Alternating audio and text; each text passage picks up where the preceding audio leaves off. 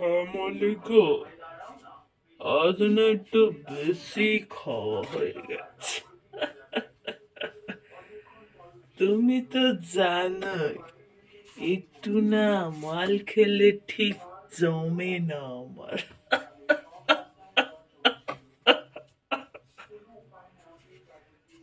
তোমাকে কতবার বলেছি আমার সাথে একটু খাও। জানো, ওই পাড়ার তাপসের বউ আর বর দুজনেই মদ খায়। আর তুমি, আবার আর কি করা যাবে, কি করা যাবে, সংসারী মানুষ তো। আমাদের আর আমাদের মত করেই চলে। তারা কাজ বাজ আমার দ্বারাই হয় না গো শ্যামলি, কাজ বাজ আমার দ্বারাই হয় না। এই 4-5 পাক না খেলে আমার চলে না।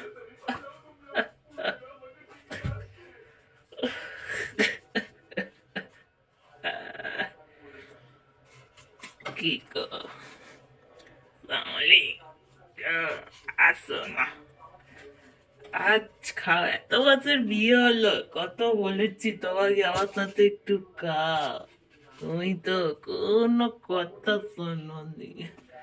খাবে নাকি গো, খাবে? কি গো ভয় পাচ্ছ কেন, খাও না। গো মা, এ কি কথা? তুমি কি বলছো এগুলো? ছি ছি ছি ছি, এই মুখ আমি কোথায় দেখাবো? তুমি আমাকে মদ খেতে বলছো?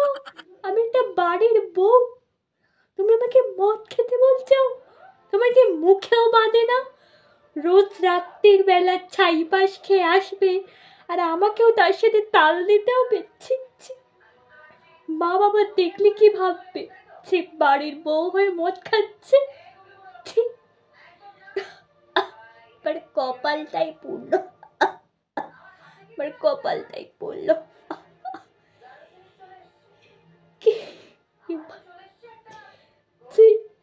যে পারে খাক না কেন, আমি একটা বাড়ির বউ, আমি কোনো মদ পদ করি না। আর তুমি ওই সব ছাড়ো, ছাইপাস খাওয়া। কত বছর আগে বিয়ে হয়েছে, তোমাকে কত বছর আগে থেকে বলছে এইসব ছাইপাস খাবে না।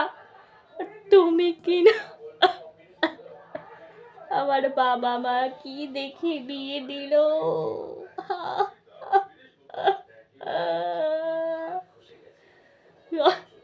এই মাতালটার সাথে আমার জ্বলে পুড়ে জীবনটা ছাই হয়ে গেল।